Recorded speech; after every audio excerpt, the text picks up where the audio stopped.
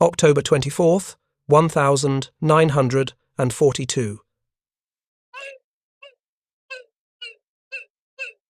When Corporal Richard Graves fired his Colt .45 at the charging Japanese soldier just 8 feet away, he expected to die with a bayonet through his chest.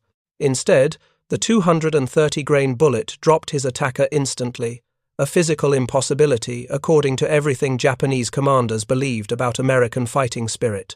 By dawn, this single sidearm would shatter an entire military philosophy that had dominated Asia for a decade, proving that the warrior's blade meant nothing against raw kinetic energy delivered at point-blank range.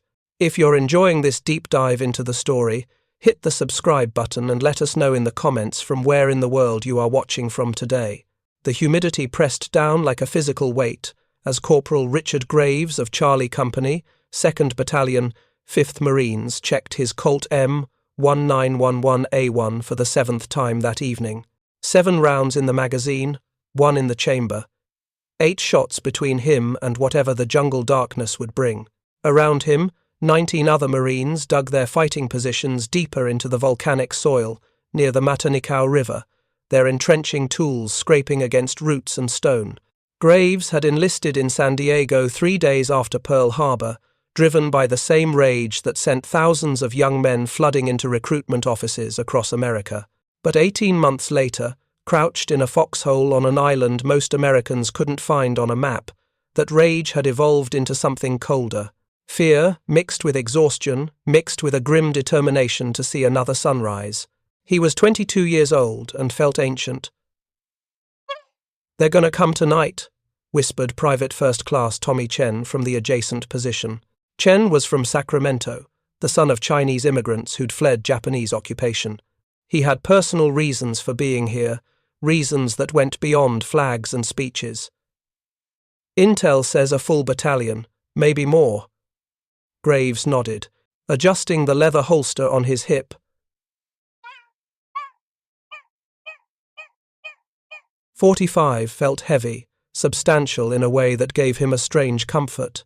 He'd qualified as expert marksman with the rifle back at Camp Pendleton, but every Marine knew the real story. If you were using your pistol in combat, something had already gone catastrophically wrong. Lieutenant William Bradford moved between the positions, his own M1911A1 visible in his shoulder holster. Bradford was regular Army before the war, had served in the Philippines in the late 30s, and he carried himself with the quiet confidence of a man who'd already seen the elephant and wasn't impressed. "Listen up," he said, voice low but carrying. "Japanese doctrine is night infiltration followed by mass assault. They'll try to close distance fast, get inside our firing lines where they think we're weak. That's when the bayonets come out," added Sergeant Marcus Wilson, a barrel-chested combat veteran from the Banana Wars. Wilson had fought in Nicaragua, Haiti, places where close combat wasn't doctrine, it was Tuesday. They've been doing this since Manchuria, overwhelming aggression at arm's length, works against conscripts, doesn't work against Marines. But there was something in Wilson's voice that suggested even he was uncertain about what the night would bring. The Japanese confidence in close combat wasn't mere arrogance, it was the product of 12 years of nearly unbroken victory. Since the invasion of Manchuria in 1931, Imperial Japanese forces had perfected the art of the night attack, the silent infiltration, the sudden savagery of cold steel. Their training was brutal and comprehensive. Where American Marines spent 4 weeks on marksmanship, Japanese soldiers spent 12 weeks on bayonet drill alone. The Type 30 bayonet, 15.75 inches of hand-forged steel, wasn't just a weapon. It was a symbol of the warrior spirit that Japanese military culture believed made their soldiers superior to any opponent. The 1938 Infantry Manual was explicit. In the moment of the bayonet charge, the spiritual strength of the Japanese soldier makes him invincible. Western armies, corrupted by industrial comfort and individual weakness, cannot withstand the shock of warriors who embrace death. And the evidence seemed to support this philosophy. At Nanking in 1937, Japanese bayonet charges had shattered Chinese defensive lines that outnumbered them 5-1. In Malaya in 1941, British Commonwealth forces, equipped with superior weapons and strong positions, had broken and run when Japanese infantry closed to bayonet range. The fall of Singapore, the surrender of 80,000 British and Australian troops to a smaller Japanese force, stood as the ultimate validation. When warriors met shopkeepers at arm's length, warriors won. Colonel Kiyonao Ichiki, commanding the 28th Infantry Regiment now approaching the Marine positions on Guadalcanal, embodied this doctrine. His men had trained at the Imperial Army Infantry School at Toyama, where the curriculum was designed around a single principle. Spirit conquers materiel. Ichiki's after-action reports from China were studied at military academies across Japan. His assessment of American fighting capability, written in Manila in early 1942, was dismissive to the point of contempt. American soldiers demonstrate technical competence with firearms but lack warrior spirit. They fear close combat. They rely on firepower because they lack courage. One Japanese soldier with bayonet equals 3 Americans with rifles. What Ichiki didn't know what Japanese military intelligence had failed to comprehend, despite months of combat across the Pacific, was that the Marines, digging in along the Matanikau, weren't army garrison troops. They were riflemen who'd trained at Paris Island and San Diego under instructors who'd fought in places like Belleau Wood and Chateau Thierry, where close combat wasn't avoided, it was expected. And every one of them carried a Colt M1911A1. Loaded with the same cartridge the Marine Corps had specifically requested after earlier wars proved that .38 caliber wasn't enough. As darkness fell complete over Guadalcanal, Corporal Graves chambered a round in his .45 and set the safety. The metallic click seemed impossibly loud in the sudden quiet. Somewhere out in the jungle, an entire Japanese battalion was moving into position, confident in their training, their doctrine, their unshakable belief that when the moment came, American nerve would fail. They were about to learn otherwise. The first indication came not as sound, but as absence of sound. The jungle around the Marine positions had been alive with insect noise, bird calls, the constant low chorus of a tropical ecosystem. At 0147 hours, it all stopped. The silence was so complete that Graves could hear his own heartbeat, feel the pulse throbbing in his temples. Chen's hand appeared over the lip of his foxhole. Fingers spread the signal for movement nearby. Graves clicked off the safety on his .45 and waited. 60 seconds. 90. Nothing but that terrible silence. Then the jungle exploded. The Japanese attack came with a sound that would haunt every Marine who survived it, a rising scream of banzai, from hundreds of throats at once, underscored by the clatter of equipment and the thud of boots hitting volcanic soil at a dead run. Flares went up, bathing the landscape in harsh white light, and suddenly the Marine positions could see what they faced. Colonel Ichiki had committed his entire frontline battalion, nearly 900 men, to the assault. They came in waves, bayonets fixed on their Type 38 rifles, moving with the disciplined speed of countless rehearsals. The front ranks hit the Marine wire at a sprint, some throwing themselves onto the barbed strands to create bridges for those behind, others using wire cutters, still more simply enduring the lacerations as they pushed through. The Marine line opened up with everything it had: Browning, automatic rifles hammered in short, controlled bursts. M1 Garands added their distinctive 8-round clip ping to the chaos, and from the heavy machine gun positions, the water cooled. 30 calibers laid down interlocking fields of fire that turned the killing ground into an abattoir. But the Japanese kept coming. That was the thing that broke conventional military wisdom. Men shouldn't be able to advance into that volume of fire. Self-preservation should have sent them diving for cover, crawling backward, anything but continuing forward. But they came on, and the distance between the wire and the foxholes was only 40 yards. In Graves' position, time contracted into a series of frozen moments. Sergeant Wilson's BAR running dry. Private Chen's rifle jammed on a bad round. The sudden awareness that Japanese soldiers were inside the wire, moving between positions, bayonets catching the flare light. 10 yards, 8 yards, then 5. The first Japanese soldier who reached Graves' foxhole came over the lip already thrusting downward with his bayonet, the blade aimed at Graves' exposed throat. The Marine twisted sideways, felt the steel scrape along his helmet, heard the clang of metal on metal. He brought up his .45 and fired without aiming, the muzzle less than 2 feet from his attacker's chest. The report was deafening in the confined space. The 230-grain bullet, travelling at 830 feet per second, carrying 352 foot-pounds of energy, struck the Japanese soldier just below the sternum and created a temporary wound cavity, the diameter of a softball. The hydrostatic shock radiated through vital organs. The soldier was dead before his nervous system could register pain, dropping straight down as if someone had cut his strings.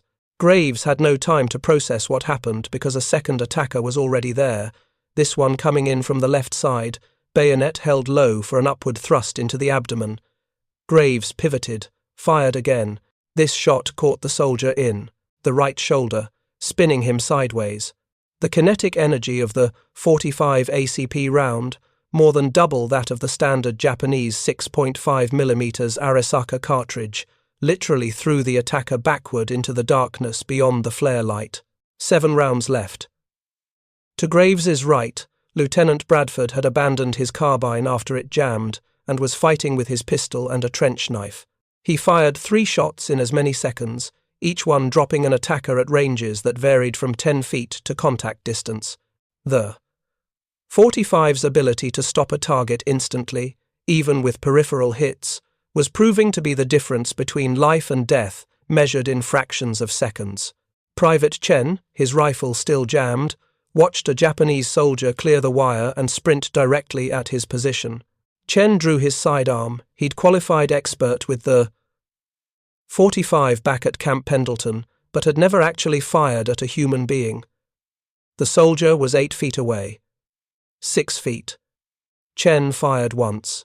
The bullet struck the attacker in the chest, and the man's forward momentum simply ceased. No dramatic fall, no spin or stagger. He went from running to dead in the time it took Chen's brain to register pulling the trigger. Sergeant Wilson, out of ammunition for his BAR and his rifle, drew his .45 and discovered he'd become a point defense weapon. A Japanese sergeant, identifiable by the star on his collar, came at him with a sword rather than a bayonet. Wilson fired twice. The first shot missed. The second hit the sergeant in the upper thigh, severing the femoral artery. The man went down, and Wilson shot him again to be certain. The psychology of what was happening began registering with the surviving Japanese attackers. They'd been conditioned through years of training and combat to expect American soldiers to break when cold steel came close. Instead, they were encountering men who didn't retreat, didn't panic, and who possessed a weapon that turned intimate combat into execution.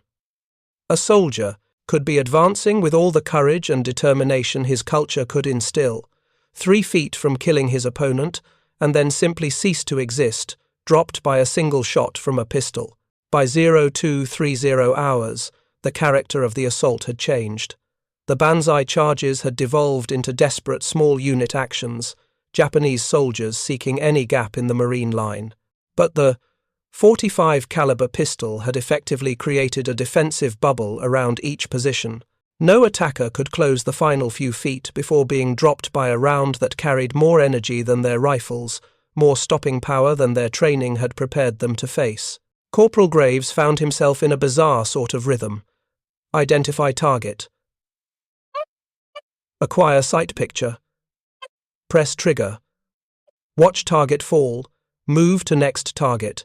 The mechanical simplicity of the M1911A1's operation meant he could reload a fresh magazine in under 3 seconds, even with hands shaking from adrenaline. Each magazine held 7 rounds. Each round ended a threat. He'd gone through 4 magazines when he realized the attacks had stopped.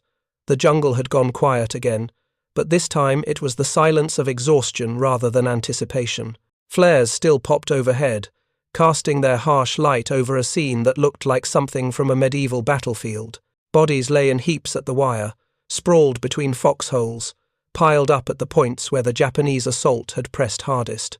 As dawn broke grey and reluctant over Guadalcanal, the full scope of what had happened became clear. Colonel Ichiki's battalion had been effectively destroyed. Of the 900 men he'd committed to the attack, fewer than 130 made it back to Japanese lines. The Marine casualties, though significant, were a fraction of the attackers, and in the grim accounting that follows every battle, one statistic stood out: an estimated 40% of the Japanese dead had been killed by pistol fire. Lieutenant Bradford walked the line as the sun rose, checking casualties, redistributing ammunition, making sure his men drank water and tended wounds. He stopped at Graves's position, looked at the empty magazines stacked beside the foxhole, looked at the bodies still visible in the growing light. "How many?" he asked simply. Graves did the math. 7 rounds per magazine, 5 magazines expended, 35 rounds. Maybe. 7 or 8 hits. "Sir, I wasn't really counting." Bradford nodded slowly. The 45 stopped them. Every single one that got close enough to use their bayonets stopped them cold. It wasn't a question, it was an observation, and the implications would ripple far beyond this particular stretch of jungle on an obscure South Pacific island. What Corporal Graves and the other Marines at Matanikau couldn't know, what no one in the American military fully understood yet, was that they'd just delivered a body blow to an entire philosophy of warfare. The Japanese Army's confidence in close combat superiority had been built on decades of success against opponents who either lacked effective close-range weapons or lacked the training to use them decisively. The Colt .45, in the hands of Marines who'd been taught to shoot until the threat stopped, had eliminated the psychological edge that Japanese doctrine depended upon. Courage and warrior spirit meant nothing against 230 grains of jacketed lead travelling at 830 feet per second.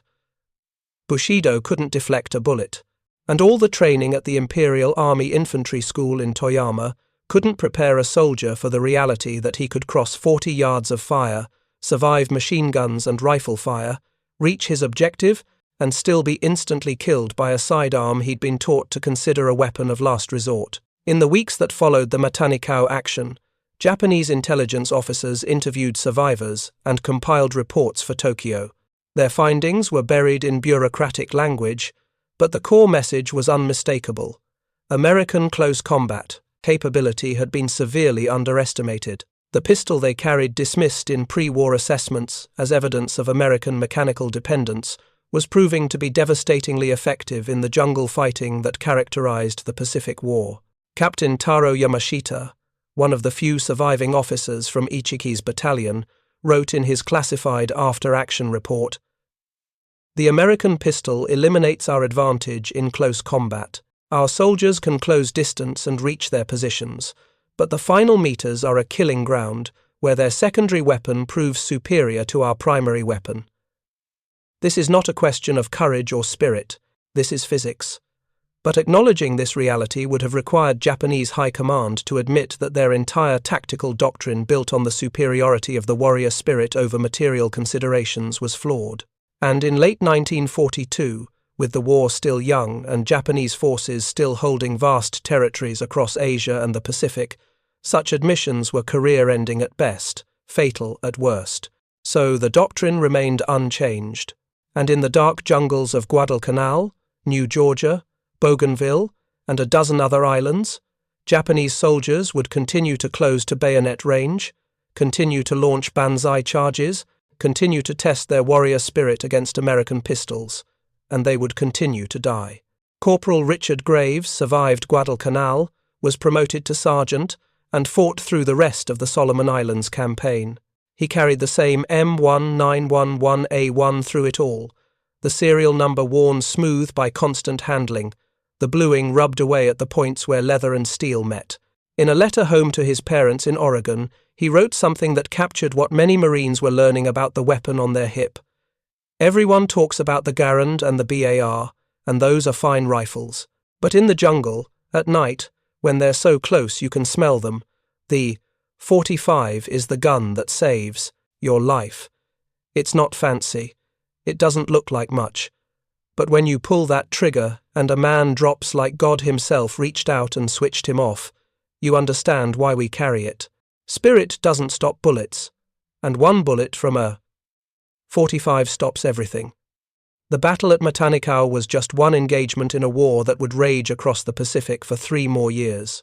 But the lessons learned there about the effectiveness of the .45 ACP cartridge in close combat, about the training that turned a sidearm into a primary defensive weapon, about the psychological impact of instant incapacitation, those lessons would shape American small arms doctrine for generations. And somewhere in the humid darkness of a Guadalcanal jungle, the ghost of Colonel Ichiki learned what every military force eventually learns when doctrine meets reality. The side that can deliver the most kinetic energy in the least amount of time tends to win, regardless of how much warrior spirit the other side brings to the fight. The Colt, 45, had spoken. And across the Pacific, Japanese commanders were about to discover that everything they believed about American fighting capability was catastrophically wrong. If you find this story engaging, please take a moment to subscribe and enable notifications. It helps us continue producing in-depth content like this. The transformation didn't happen overnight. In the months following the Matanikau engagement, Japanese military intelligence compiled hundreds of after-action reports from across the Solomon Islands campaign. What emerged was a pattern that contradicted every assumption their doctrine was built upon. Captain Hiroshi Takeda, assigned to the intelligence section of the 17th Army headquarters on Rabaul, spent December 1942 reviewing casualty reports from Guadalcanal with growing unease. Takeda was a graduate of the Imperial Japanese Army Academy, class of 1936, and had served in China, where he'd seen firsthand how Japanese bayonet tactics shattered enemy morale. But these reports from the Solomons told a different story entirely. "Look at this," he said to his assistant, Lieutenant Kenji Watanabe, spreading a stack of medical reports across the desk. 3rd Battalion, 230th Infantry, night attack on American positions near the Lunga River, 87 casualties. Medical Officer Suzuki's assessment: 61 deaths from pistol wounds at ranges under 5 meters, not rifles, not machine guns, pistols. Watanabe picked up one of the reports, scanning the detailed injury descriptions. Single-entry wounds, massive trauma, instant incapacitation. The American. "We've been seeing the same pattern since October. And Command still insists we maintain close combat doctrine," Takeda said quietly, aware that speaking too openly could be construed as defeatism. "How many more battalions do we sacrifice before someone acknowledges what's happening?" The answer, it turned out, would be measured in tens of thousands. On New Georgia in July 1943, Major Takeshi Yamamoto led 340 men of the 13th Infantry Regiment in a pre-dawn attack against American positions near Munda Point. Yamamoto was a true believer in the warrior spirit, a man who kept a worn copy of Hagakure the Samurai Code in his pack and required his officers to memorize passages about embracing death. His plan was textbook Japanese infantry doctrine: silent approach through jungle terrain, mass assault at first light, overwhelming the defenders before they could organize effective resistance. His men moved through the darkness with the practiced silence of veterans, closing to within 30 meters of the marine perimeter undetected. Then the attack signal sounded a whistle blast that sent 340 men surging forward with fixed bayonets and grenades. Sergeant Frank Morrison of Baker Company, 3rd Battalion, 9th Marines, had been dozing in his foxhole when the whistle woke him. He'd fought on Guadalcanal, survived the meat grinder at Tulagi, and developed the veteran's ability to tell the difference between random jungle noise and intentional movement. The whistle meant contact was seconds away. He came fully awake with his M1911A1 already in his hand, thumb on the safety. Around him, other Marines were doing the same, carbines being brought to shoulders, BARs being positioned for firing, but also pistols being drawn, and safeties clicked off. They'd learned the lessons of Guadalcanal. In jungle fighting, the enemy got close. When they got close, the .45 became your primary weapon. The Japanese came through the undergrowth in a wave, and Morrison shot the first one at a range of maybe 6 feet. The man went down instantly, and Morrison was already acquiring the next target, firing again. The .45 bucked in his hand with each shot, but the recoil was manageable, controllable. He could get back on target faster than with his carbine, and at these ranges, he didn't need to aim, just point and press. 3 rounds, 3 attackers down. The fourth got close enough that Morrison could see his face in the pre-dawn light, young, terrified, screaming something that might have been a battle cry, or might have been a prayer. Morrison shot him at arm's length. The soldier dropped his rifle, staggered backward 3 steps, and fell. 7 rounds, gone. Morrison ejected the empty magazine, slammed in a fresh one, chambered a round. The entire reload took maybe 4 seconds. A lifetime in combat, but the M1911A1's design made it fast, intuitive. John Browning had understood that men under stress needed simple mechanical actions, nothing complicated, nothing that required fine motor control when your hands were shaking and your heart was trying to hammer through your ribcage. To Morrison's left, Corporal James Chen, no relation to Tommy Chen from Guadalcanal, was firing his .45 with what looked like mechanical precision. Chen had been a competitive shooter before the war, participating in pistol matches in Oakland, and that training showed. Every shot was deliberate, controlled. Every shot dropped an attacker. "They just keep coming," someone shouted from another position. What the hell is wrong with these people? What was wrong was doctrine meeting reality, and doctrine refusing to admit it was losing. Major Yamamoto's men had been trained that Americans broke under bayonet assault. They'd been conditioned to believe that if they could just reach the enemy positions, if they could get inside the range where firepower mattered less than fighting spirit, they would prevail. Instead, they were discovering that American positions had a kill zone that extended right up to the foxhole's edge. The .45 ACP round, with its heavy bullet and substantial powder charge, created wounds that were immediately incapacitating. A soldier hit center mass wasn't wounded, he was removed from the fight instantly, and the Marines firing those weapons had been trained to shoot until the threat stopped, which usually meant emptying the magazine. By the time the sun rose fully over New Georgia, Major Yamamoto was dead killed by a pistol shot at 8 meters that shattered his spine, and his regiment had ceased to exist as a fighting force. Of the 340 men who'd launched the attack, only 47 made it back to Japanese lines. Marine casualties were 19 wounded, 3 dead. The statistical analysis, when it was compiled weeks later at division headquarters, showed that approximately 65% of Japanese casualties had been caused by pistol fire. In some sectors, that number climbed to 80%. The M1911A1 wasn't a backup weapon anymore. It had become the primary close defense tool of the Marine Corps infantry. But statistics compiled at headquarters in Noumea or Pearl Harbor didn't change doctrine at the Imperial General Headquarters in Tokyo. There, senior officers who'd built their careers on the principle of warrior superiority couldn't acknowledge what the casualty reports were, screaming at them. To admit that American pistols were negating Japanese close combat advantage would have meant admitting that the entire philosophical foundation of their military was flawed. So they blamed execution, not doctrine. Soldiers weren't being aggressive enough. Officers weren't leading from the front. Units needed more training in night combat. The solution was always more spirit, more determination, more willingness to die gloriously. Lieutenant Watanabe, still serving in the intelligence section on Rabaul, watched this denial with growing horror. In January 1944, he drafted a report that he knew would probably end his career, possibly his life. But he'd read too many casualty lists, analysed too many after-action reports, seen too many patterns that command was refusing to acknowledge. His report was titled, Analysis of Close Combat Effectiveness in the Solomon Islands Campaign. It was 23 pages of tables, charts, and carefully worded conclusions that all pointed to one inescapable fact. Japanese close combat doctrine was causing catastrophic casualties without achieving commensurate results. The American pistol, he wrote, represents a fundamental challenge to our tactical assumptions. We have designed our infantry tactics around the principle that closing to bayonet range negates enemy firepower advantage.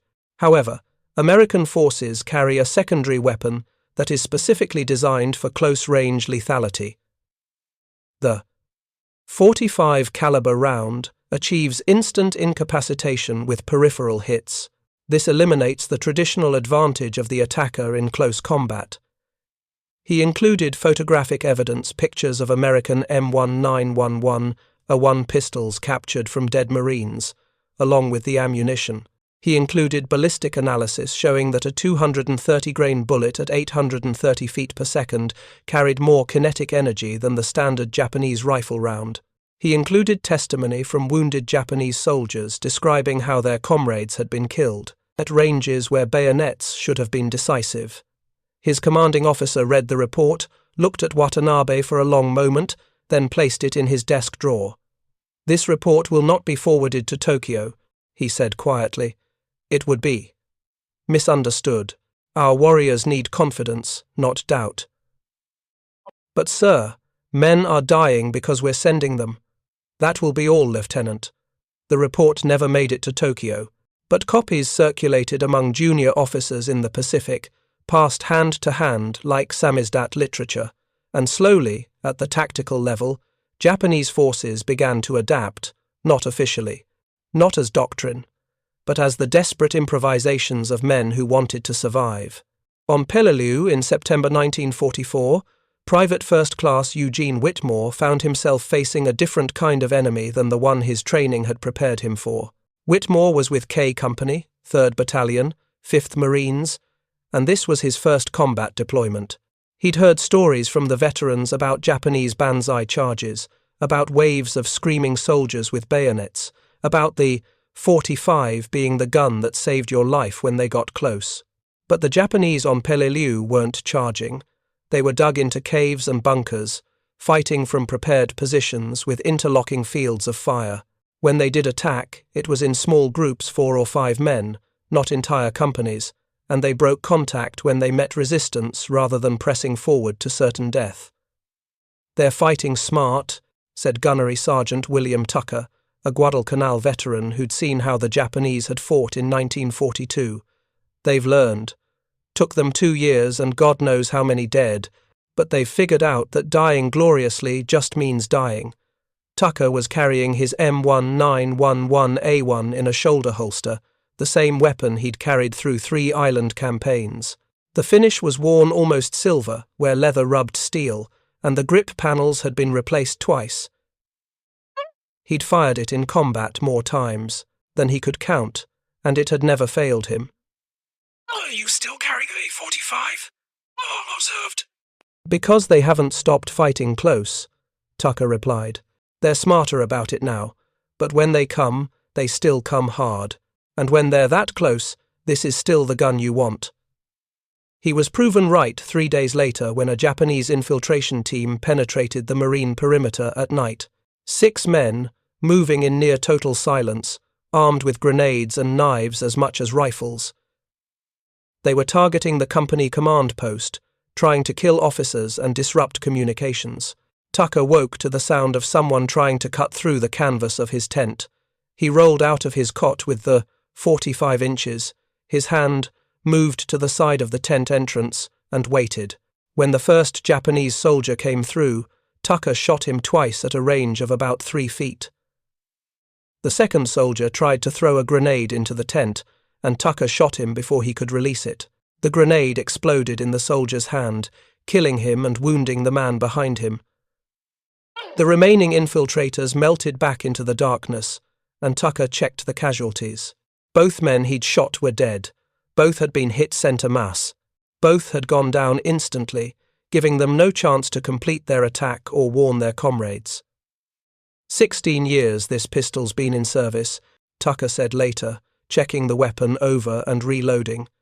John Browning designed it in 1911, and in 1944 it's still the best close combat handgun anyone's come up with. The Japanese learned that the hard way. What Tucker didn't know was that in Tokyo, Japanese military planners were already working on desperate measures to counter American pistol effectiveness. The solutions they developed revealed just how fundamentally the .45 had disrupted their tactical doctrine. In February 1945, a classified directive went out to all Imperial Army units preparing for the defense of the home islands. The directive acknowledged for the first time in an official document that American pistols posed a significant tactical challenge in close-range combat. It recommended several countermeasures. First, avoid close combat with American forces when possible. Use prepared defensive positions, mining, and artillery to inflict casualties at range. Second, when close combat is unavoidable, use grenades and knee mortars rather than bayonet charges. Deliver explosive force from beyond pistol range. Third, prioritize elimination of enemy officers and NCOs who are most likely to carry pistols and to be proficient with them. Fourth, and this was the most telling issue, standing orders that soldiers wounded in combat are not to be taken prisoner, as American forces have demonstrated willingness to execute wounded enemy with pistols at close range. This last point revealed a complete misunderstanding of what was happening. Americans weren't executing wounded. They were shooting attackers who kept fighting until the instant they were physically incapacitated. The .45's stopping power made those deaths instantaneous and certain, which looked like execution to observers who didn't understand the dynamics of close combat. Major General Tadamichi Kuribayashi, commanding the defense of Iwo Jima, received the directive and incorporated its lessons into his defensive plan. No banzai charges, no mass infantry assaults. His men would fight from bunkers and caves, forcing the Americans to come to them, bleeding the attackers white through attrition rather than through glorious but suicidal attacks. When the Marines landed on Iwo Jima on the 19th of February 1945, they found an enemy that had learned hard lessons about American close combat capability, but those lessons had come too late and at too high a cost. 2 years of sending men into the teeth of Marine positions, armed with weapons that proved inferior at the ranges where combat actually occurred, had decimated the best infantry units in the Imperial Army. Gunnery Sergeant John Basilone, the Medal of Honor recipient from Guadalcanal, went ashore on Iwo Jima with Charlie Company, 1st Battalion, 27th Marines. He was carrying the same M1911A1 that had saved his life dozens of times in the Solomons. On the black volcanic sand of that godforsaken island, under murderous fire from Japanese positions in the high ground, Basilone used his pistol to clear a path for Marines pinned down by machine gun fire. He was killed by a mortar round that afternoon, dying on the beach he'd fought so hard to secure.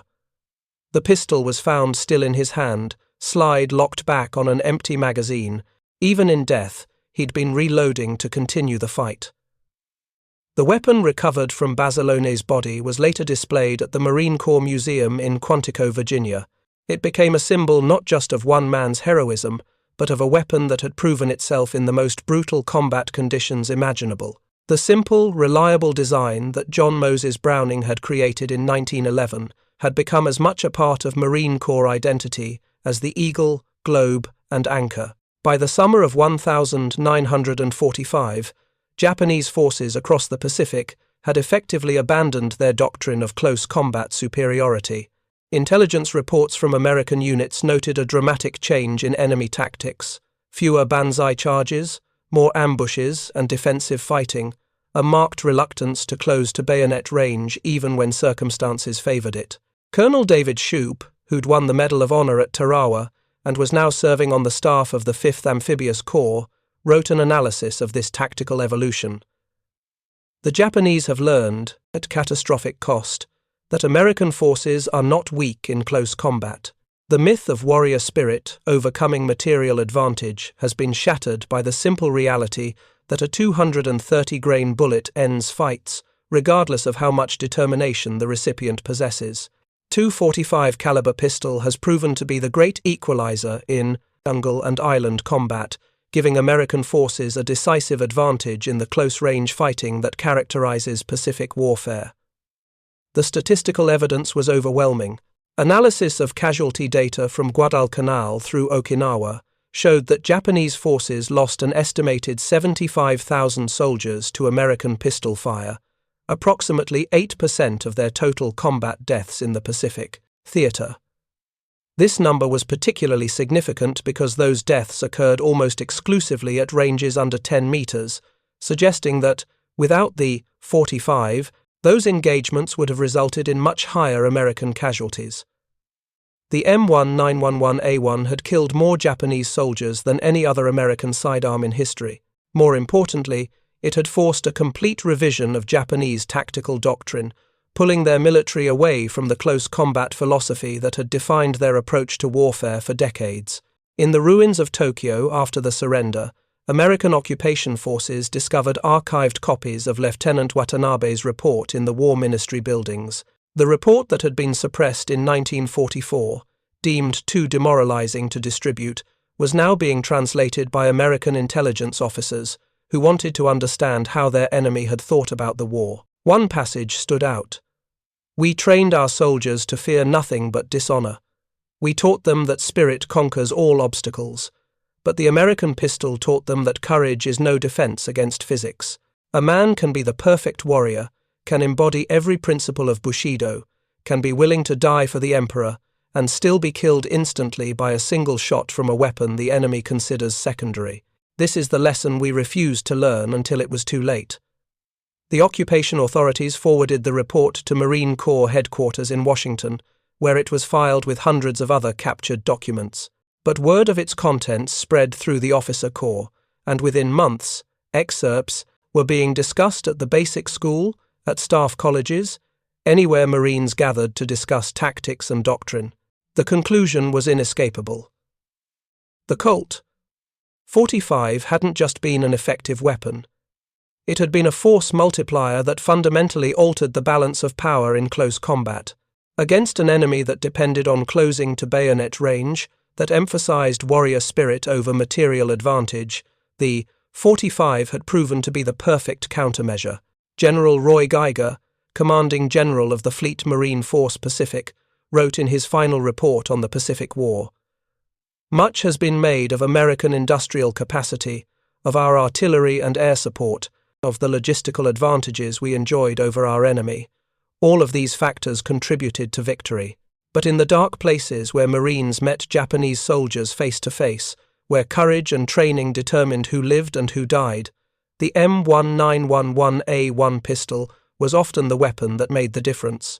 It gave our men the confidence to stand and fight when the enemy closed to arm's length. It gave them the capability to win fights that might otherwise have been lost. And it taught our enemy that American Marines were not the soft, machine-dependent soldiers they expected to face." The legacy extended far beyond World War II, when the Marine Corps was ordered to adopt the Beretta M9 in the 1,980 seconds, replacing the M1911A1 after 74 years of service. Many combat veterans protested. The 9mm round, they argued, lacked the stopping power that had made the 45 so effective in the Pacific. Eventually, special operations units were allowed to continue using 45 caliber pistols, and in 2012, the Marine Corps began issuing the M45A1 close-quarter battle pistol, a modernized 1911 design, to special operators who needed maximum close-range lethality. In an interview conducted in 1992, retired Sergeant Major Frank Morrison, the same man who'd fought on New Georgia in 1943, reflected on his experiences with the people. People who never carried a 45 inches combat don't understand what it meant to us. It wasn't about the gun being pretty or fun to shoot at the range. It was about knowing that when a Japanese soldier was close enough to use his bayonet, you had something that would stop him cold. One shot, center mass, and he was done. That knowledge kept us fighting when we should have been terrified. The 45 didn't make us braver. It made us more effective. And in combat, effectiveness is what keeps you alive. Morrison passed away in 1998, still in possession of the M1911A1 he'd carried through the Pacific War. At his funeral, with full military honors, the pistol was placed on his casket alongside his medals. It was buried with him, as he'd requested, the weapon that had saved his life now accompanying him to his final rest. The story of the Colt. 45 inches, the Pacific War, is ultimately a story about the intersection of technology, doctrine, and human psychology. The Japanese military had built its tactical philosophy around assumptions that proved catastrophically wrong when tested against an enemy equipped with weapons specifically designed to counter close-range attacks. The warrior spirit that Japanese commanders believed would overcome American material advantages couldn't deflect a .45 caliber bullet. Bushido couldn't stop 230 grains of jacketed lead traveling at 830 feet per second. And all the training at the finest military academies in Tokyo couldn't prepare soldiers for the reality that their enemy's backup weapon was more effective at close range than their primary arms. In the end, physics won. Kinetic energy, wound ballistics, and the simple mechanical reliability of John Browning's design proved more decisive than ideology or tradition. The lessons were written in blood across a dozen islands, learned by men who died trying to close with an enemy they'd been taught to consider weak, and finally far too late acknowledged by a military establishment that had sacrificed tens of thousands of soldiers rather than admit its doctrine was flawed. The thunder of the 45 fell silent in August 1945, but its echo would reverberate through military doctrine for generations, a reminder that in combat, the side with the most effective tools tends to prevail, regardless of how much spirit, courage, or tradition the other side brings to the fight. Thank you for watching. For more detailed historical breakdowns, check out the other videos on your screen now, and don't forget to subscribe.